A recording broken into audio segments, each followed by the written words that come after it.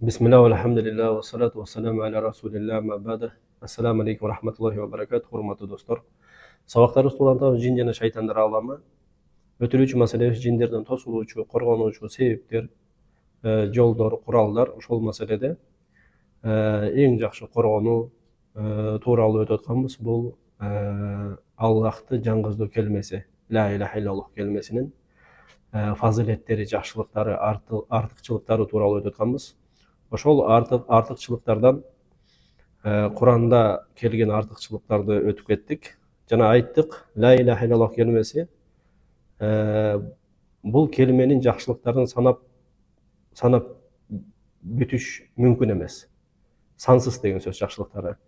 Пендеге бериле турган сооптору, пайдалары, берекелери бул дүйнөдө, эки дүйнөдөн өтө чоң мааниге ээ албетте.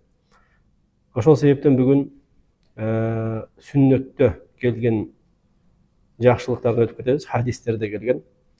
Ошол жакшылыктардан бул ла иляха иллаллах келмеси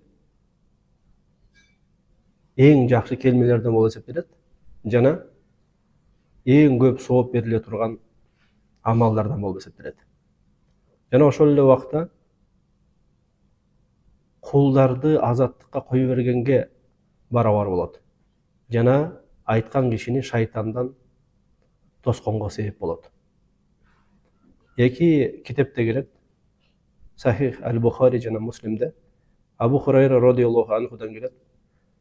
Пайгамбарыбыз саллаллаху алейхи ва саллям айткан: кимде ким ла иляха иллаллах вахдаху ла шарика лах, лахул мулк ва лахул хамд, ва хуа аля кулли шейин кадир деп бир күндө 100 жолу ким айта турган болсо, анда 10 кулду азаттыкка кое бергенге барабар болот дейт. 10 кулду азаттыкка кое бергенге барабар болот.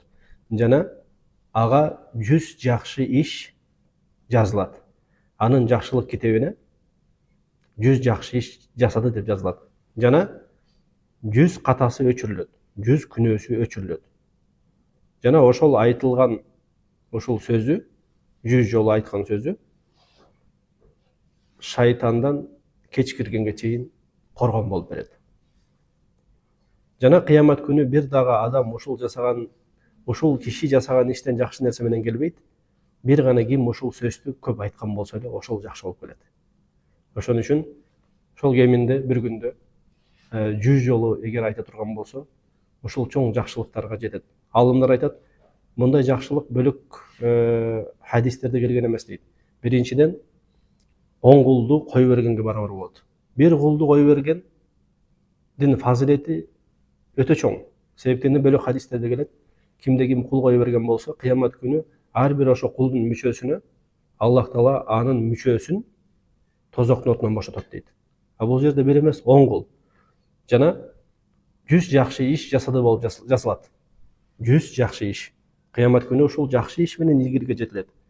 Жана эң негизгиси 100 катасы күнөөсү өчүрүлөт.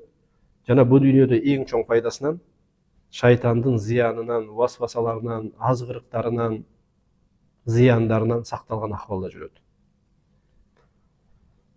Жана бөлөк ушул эле хадистин бөлөк жолунда пайгамбарыбыз саллаллаху алейхи ва саллям айткан: кимде ким ушул ла иляха иллаллах вахдаху ла шарика ла лахул мулк ва лахул хамд ва хуа аля кулли шейин кадир деген зикирди, ушул келмени 10 жолу айта турган болсо, анда 4 Исмаил алейхиссаламдын 4 балдарынан азаттыкка кое берген болот деген. Ошол себептен бул келменин фазилеттери, жакшылыктары, пендеге бериле турган жакшылыктары сансыз. Кыямат күнү буга Аллах Таала бере турган белектери, сыйлыктары акылга сыйбай турган нерселер. Ошол себептен ошол нерсени дайыма айтып жүрүш керек. Дайыма эмне үчүн айтып жүрүш керек? Дагы бир жакшылыгы бар. Себеп дегенде пайгамбарлар айткан сөздүн эң жакшысы ушул болуп эсептелет. Хадисте келет, пайгамбарыбыз саллаллаху алейхи ва саллям айткан, имам Термизи риваят кылат бул хадисте. Пайгамбарыбыз айткан: эң жакшы дуа деген Арафат күнү жасалган дуа деген. Жана мен айткан жана мага чейинки пайгамбарлар айткан сөздүн эң жакшысы ла илаха иллаллаху вахдаху ла шарика лах лахул мулк ва лахул хамд ва хуа аля кулли шейин кадир деген. Ошол нерсени элестете билиш керек. Пайгамбарыбыз баш болуп, ага чейинки бүт пайгамбарлардын айтып жүргөн сөздөрүнүн эң жакшысы ушул келме болот. Ошон үчүн кимде ким ушул нерсени дайыма айтып жүргөн болсо билсин, пайгамбарлар айтып жүргөн эң жакшы келмени айтып жүргөн болот. Ошол жерде сабагыбызды токтотуп турабыз. Бүгүнкү үйрөнүүчү адаттагы дуабыз, сапар дуаларында жүргөнбүз. Бул дуа сапардан кайткандагы дуа. Сапардан кайткандагы дуа. Имам Бухари жана Имам Муслим риваят кылат, китептеринде келет бул. Абдуллах ибн Умардан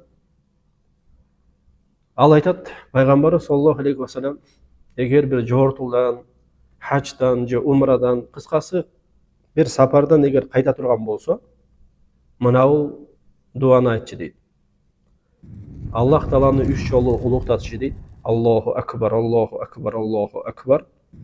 لا إله إلا الله وحده لا شريك له له الملك وله الحمد وهو على كل شيء قدير آيبون تائبون عابدون ساجدون لربنا حامدون صدق الله وعده ونصر عبده وهزم الأحزاب وحده.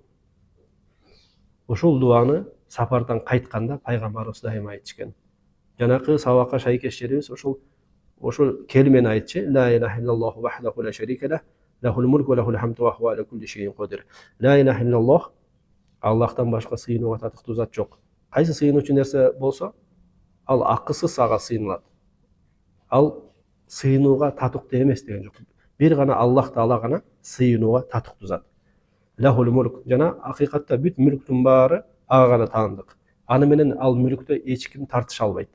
Ва лахул хамд, жана чыныгы мактоонун баары бир гана Аллахка таандык. Ва хуа аля кулли шейин кадир, жана ал бүт нерсенин үстүнөн кадыр зат.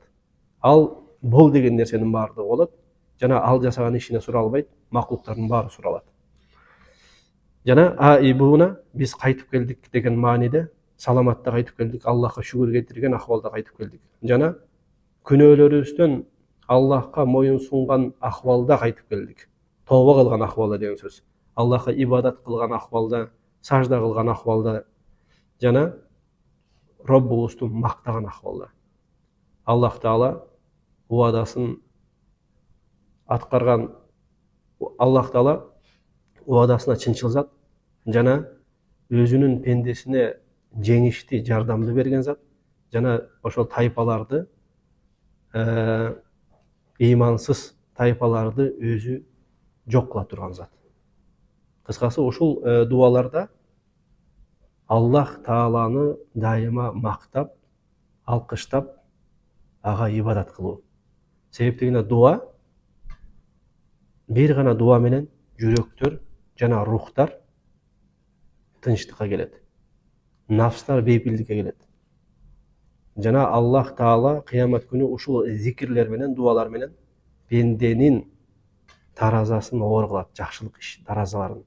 Жана жамандыктардан сактайт, жана шайтандардан, кандай гана шайтандар болбосун, жин жана адамдардын арасында шайтандардын кандай гана зыяны болбосун, баарынан ошол зикир менен сактайт. Ошон үчүн пайгамбарыбыз саллаллаху алейхи вассалам кайсы акыбалында болбосун, кайсы убакта болбосун, дайыма Аллахты көп зикир кылуучу, эстөөчү пенделерден болгон.